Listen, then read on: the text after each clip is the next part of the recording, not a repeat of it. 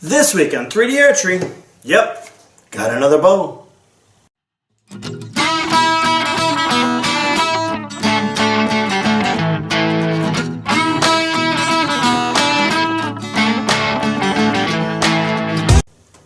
Hey everybody, welcome to 3D Archery. Yeah, got another bow. This one I didn't really plan on buying, had no intention of buying it, but went to an archery shoot and the guy had it, 25 bucks. 25 bucks I'll buy it. I'm always curious about these. I see them online and all that. Pearson takedown. He has a unique system. This is a 68 or 69 model. I'll show you the logo. It's called a Signature. Model 7370. It is 40 pounds at 28 inches. It's a 58-inch bow. Interestingly, now I don't know if this is original. I have to do some research. But it's held together by a pin. Well, mine doesn't look like a pin. It looks like a screw. So I don't know about that. Now I've heard people say, oh, these things don't last. They did this, they heard this. I never trusted people say, unless it was you, right, that owned it and it did it to you. But I'm going to bring you in and we're going to look at it. It's unique how they built this. I mean, I never would have thought of this as an answer for a takedown. All right, now you can see it a little better. So, you move in so I can see it. Here's the interlocking system. See it? Now, if you take a look, how's that? The aluminum piece runs up and through the top riser, and the aluminum piece runs up and through the bottom riser. And you can see the screw there. You know, it's interesting design. I just don't know if that's how it's supposed to be. I got to do some searching. Besides that, pretty nasty. All cosmetic. You can see somebody wrap tape in it, around it to hold like a quiver. They must have had tape there. You can see they had a bow quiver strapped on there. Not a bad bow. It's interesting. I haven't shot it. Don't plan on shooting it.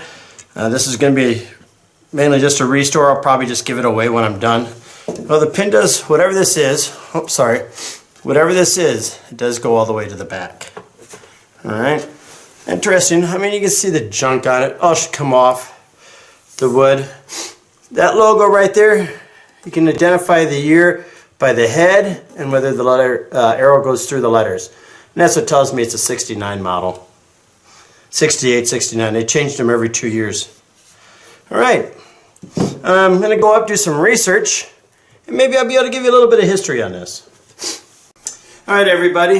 We did my research, looked it up, been able to date it, found out some interesting facts about it. This is, without a doubt, in 1968, model numbers, Pearson bow. This is the first year they offered the Signature.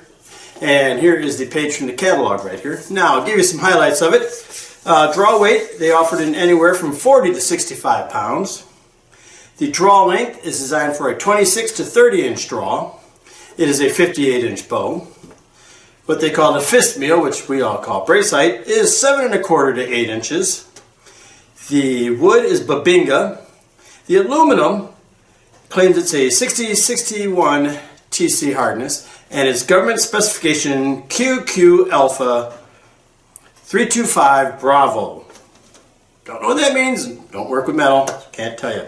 It is center shot, cut to center. The bow and case comes to a total shipping weight of 4.5 pounds. Now, like I said, it has a special pin. Mine doesn't. I knew it. Someone just took a screw and put it in there. So I'm going to have to see what I can do to replace that. That's going to make this video drag way out longer.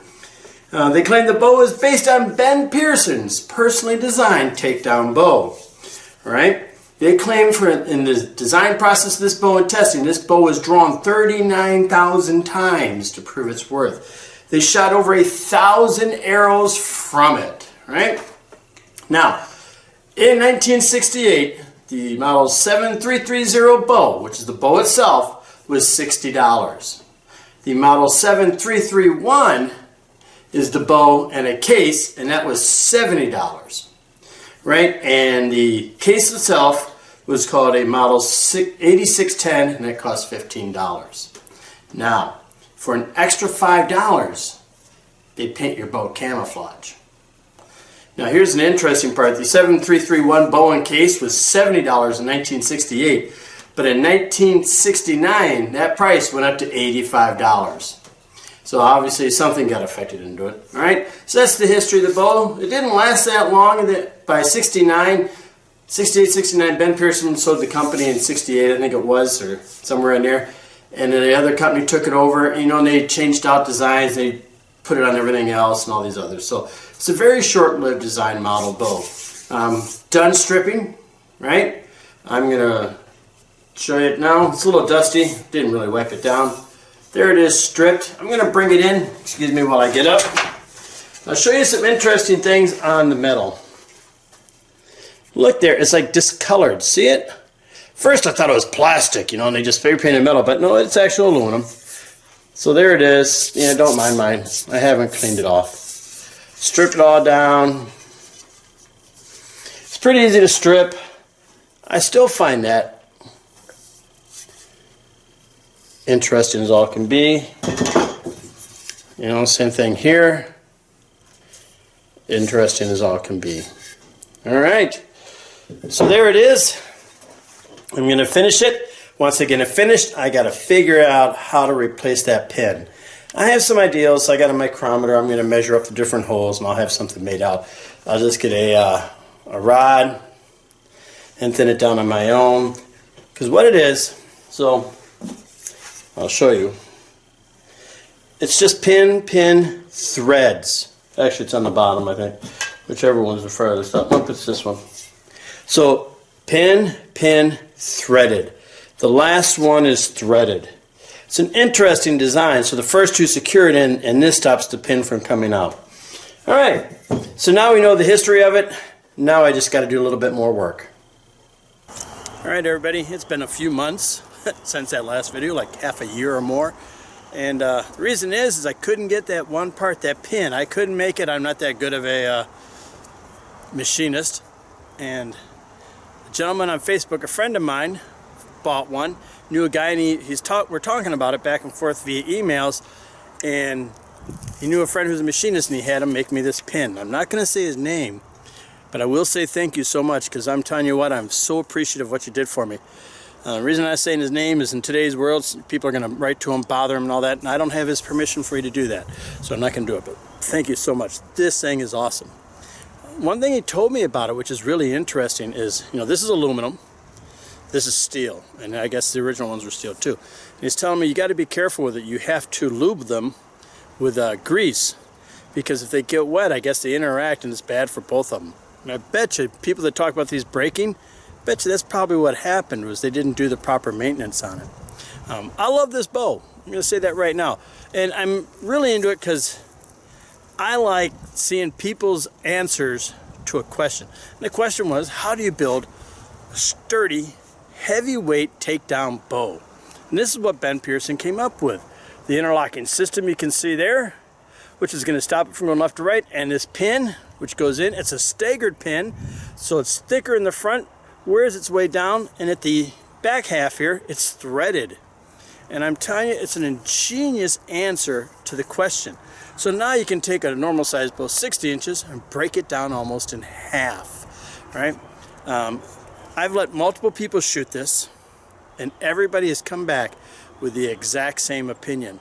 Wow, that's one smooth shooting bow. And it's incredible how well this thing shoots. I mean, I feel nothing in the resistance in the draw. It's very smooth, no stack. Holding it's easy. It's only 40 pounds.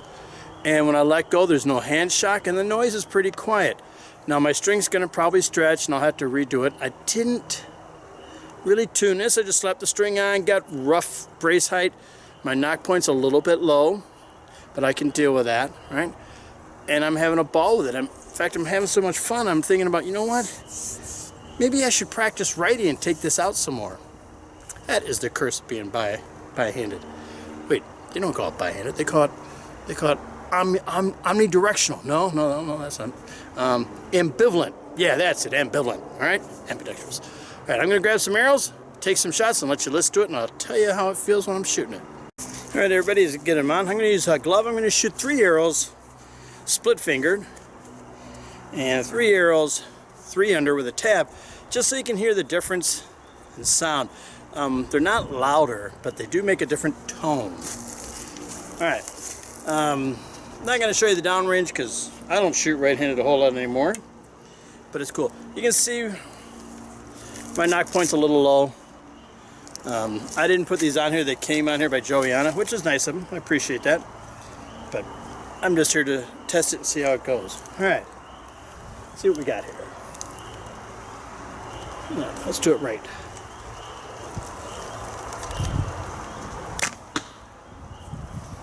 Nothing. I felt nothing. It's easy to hold. You heard it's pretty quiet. The beautiful thing is, I don't know why, maybe I'm not drawing as much as I do with my left, but I can shoot with my glasses on. I can actually see what I'm doing.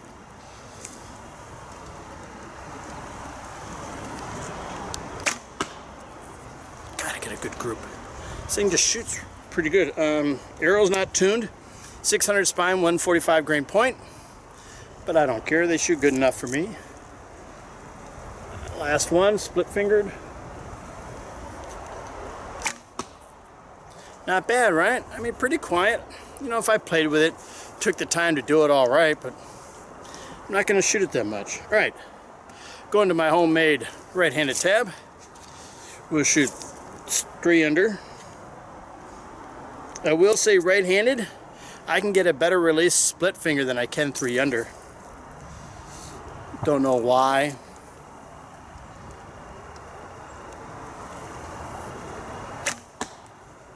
Yeah, just not the same. I like the split finger better right-handed. That could just be old habits. That's what I was taught as a peon. Not bad. I think I've seen a little movement on that one.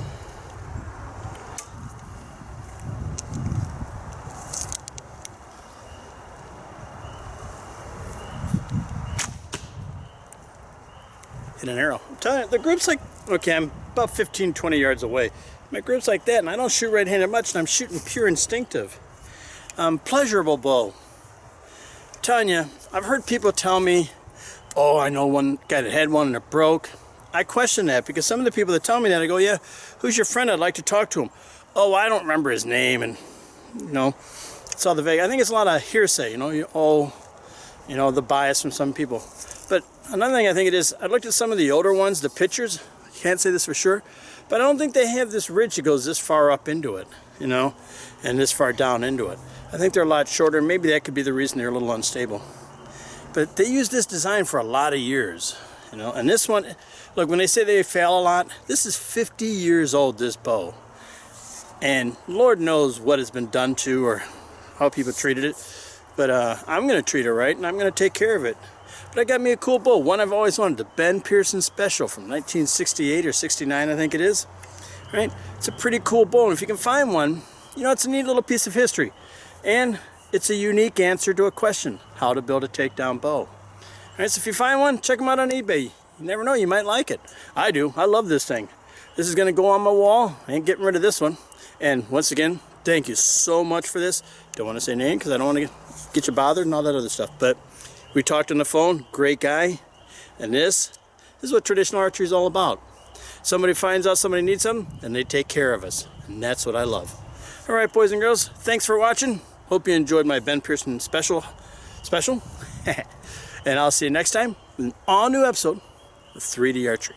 And don't forget to check out my target line now at 3dtargets.net. I got awesome 3D targets made just for us trad archers. All right, boys and girls, go get my arrows.